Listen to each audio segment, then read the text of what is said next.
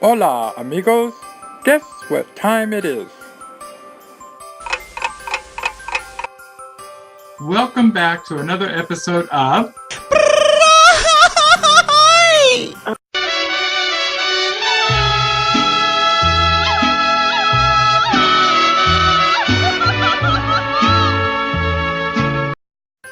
Hey there.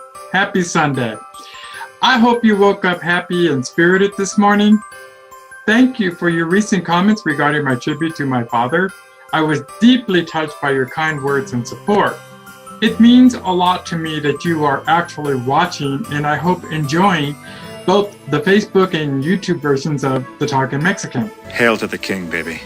Tacos y frijoles! I was freezing this morning. Had to turn the heater on in the house just to warm up my taquitos. Hey, they get cold too. Did you have an awesome weekend? I sure did. Our amazing weekend started on Friday thanks to Chris and Sheila B. of Sand Springs for inviting me and Mr. Mann to join them and their lovely daughter Isabella to an Oklahoma State exhibition basketball game and dinner in Stillwater. I have to admit, it was really nice spending time away from the house and the computer, doing something fun with people you care deeply about. Thanks, guys. We had a really good time. What a weekend for college football. Let's look at the scores of games the Talking Mexican was interested in. Let's start with the Oklahoma schools.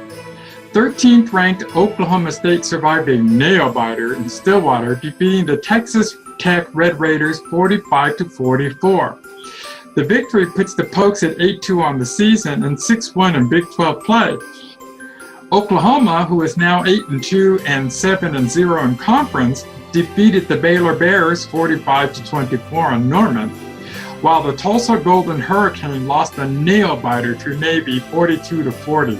Damn, I was really hoping Tulsa was going to pull that out. The win means Navy takes control of the Western Division of their conference.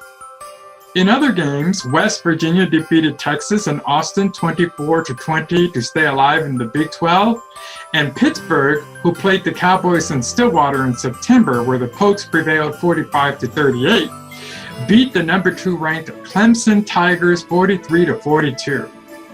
That should make the Pokes look better heading into their last 2 remaining games against the TCU Horned Frogs and the Oklahoma Sooners. Of course, let's not forget my beloved USC Trojans, who defeated the previously undefeated Washington Huskies in Seattle 26-13. Go Trojans! Being this is the month of Thanksgiving, I thought it would be nice to share what it is I am thankful for. Today, I am thankful for the opportunity and blessing to be present with each of you through the Talking Mexican. Please remember there are brothers and sisters out there who need our prayers, the Talking Mexican included. I am of the firm belief that prayer, in accordance to what Jesus shared with us about prayer, can and does move our Father in heaven into action on behalf of the one being prayed for. I know. What about those whose prayers are not answered? I have no response to that question, save to say that is one of the mysteries of God. Only He knows why some prayer requests are answered and others are not. Remember, we are talking about a request, which is defined as, an act of asking politely or formally for something. But that does not guarantee it will be granted. However, having said that, I do not believe that means the prayer was not heard or answered. It just means it will be answered in a way we did not expect it to be answered. On that note, please pray for me that I will lose weight. I have been trying to get below a certain weight for some time. I am tired of being a fat talking Mexican. In addition to that, please pray that I will receive a financial blessing. Thank you. There seems to be a bit of confusion between the Talking Mexican posts on Facebook and YouTube. What is the difference between the two? The difference is the format. The YouTube version consists of the discussion topic, the question of the day, and the non-Mexican word of the day. While the Facebook version is more of a this and that format, similar to what I'm doing right now, where I talk about what is taking place with the Talking Mexican in real time, but it's not posted onto YouTube. Also, rather than put out a daily Talking Mexican on YouTube, the YouTube version will post on Tuesdays and Thursdays, leaving the other days open for possibly posting onto Facebook. It's time for today's Living Eulogy.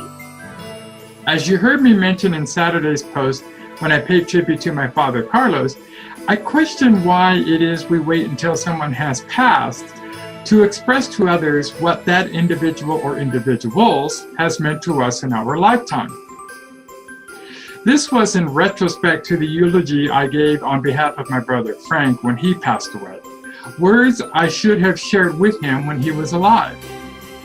As a result, I have decided to include a living eulogy on the Facebook version of the Talking Mexican, whereby I will share with you what specific individuals whom are still living, to my knowledge, have meant to me. Today, I would like to talk to you briefly about my friend Ken and his lovely wife, Jill. I first met Jill in 2000 at our 20-year high school reunion. I knew immediately when we met, she and I would become lifelong buds. She is that type of individual, fun, funny, outgoing, affable, great smile, warm, kind, etc. A stark contrast to my good buddy Ken, who tends to be more of a behind-the-scenes guy. Best friend this Mexican could have ever asked for. Ken and I go back many years, back to when we were children at Orangewood Elementary School located in West Covina, California. I cannot recall the first day when Ken and I met, but it would become a friendship that was far more powerful than I ever imagined.